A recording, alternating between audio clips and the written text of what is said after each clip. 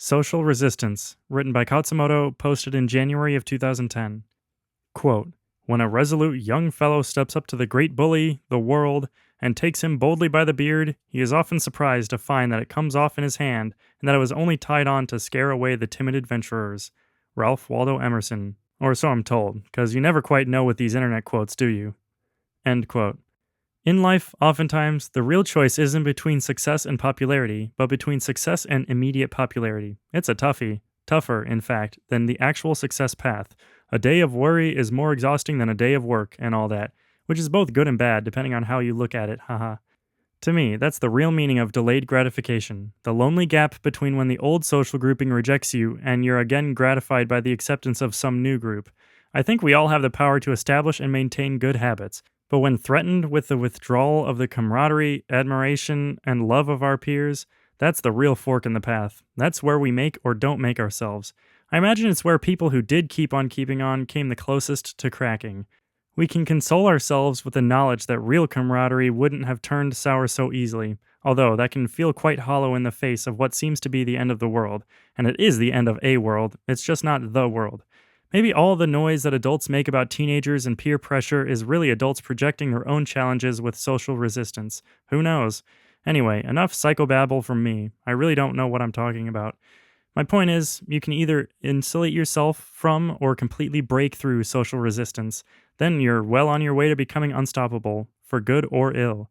So if in doubt, screw them. They're replaceable. As caius as that may sound, it's really no more caius than the open derision of people making feeble attempts to put you in what they presume to be your place. A place that's invariably insultingly low.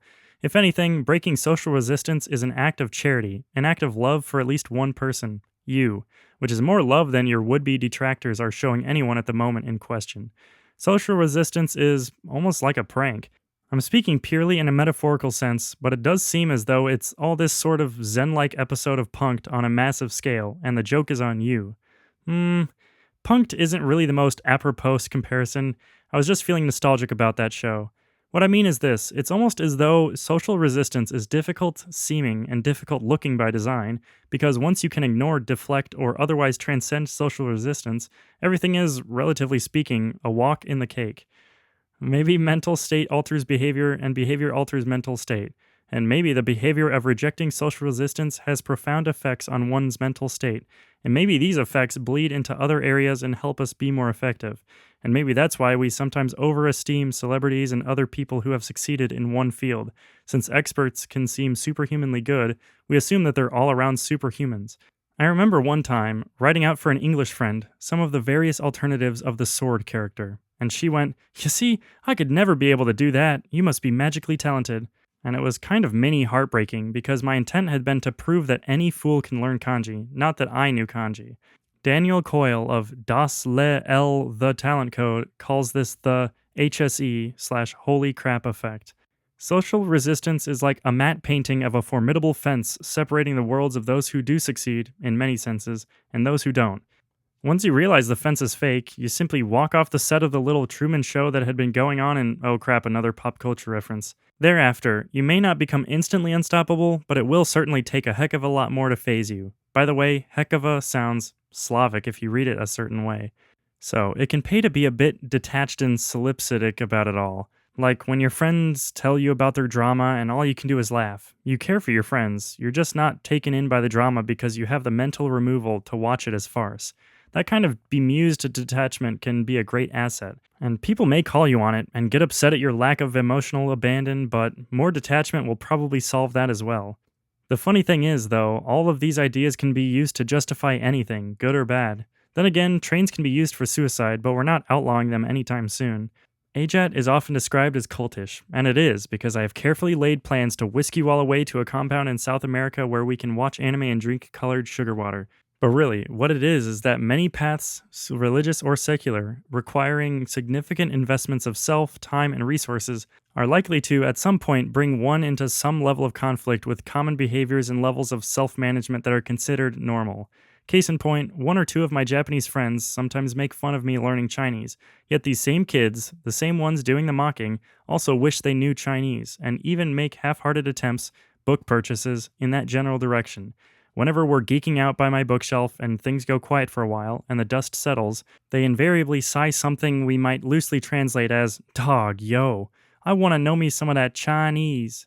If and when these conflicts occur, sometimes compromise and negotiation work. Other times, resolute boldness is called for. I don't know which will be which for you. For example, I don't object to people suggesting that my daily life be composed of a variety of activities, but I will happily walk, run, and fly over, around, and through people who think they have the authority to decide or even suggest the details, time, place, and content of those activities. Those are my rules, if you will. Yours may differ. Let me give you a little story from the halcyon days of when AJATT was just me being me in Utah. My friends wanted us to watch Pulp Fiction together, in the living room. I like hanging out with people while not doing the same thing, so I was like, yeah, cool, whatever. I didn't want to watch something in English, but I was willing to watch it with them, so I was going to read Japanese on my laptop while they watched. I often read and watch at the same time. This compromise upset them. They wanted the movie to be watched in their way, laptopless, on their timetable, now. These were hardcore computer geeks. They knew about geeking out. They should have known better. In the end, after about 90 seconds of failed explanation, I simply went and did something else in Japanese. They got even more upset. About 18 months later, one of the people who had been there apologized for the entire incident. In his own words, I had been right and he wrong. He hadn't realized what I was trying to do. He now knew that I had needed to do what I did. Rarely is all this drama an issue. Usually it doesn't even come up, but sometimes you do have to choose between something you really want and like and just being liked. Fortunately, when you choose the former, you do tend to get new likers, either completely new people or the same old people post change of heart. Do what you need to do. Do what makes you happy and comfortable. Getting the job done? Well, that counts as part of comfort. Sucking at Japanese made me uncomfortable. So, go become great at Japanese or whatever.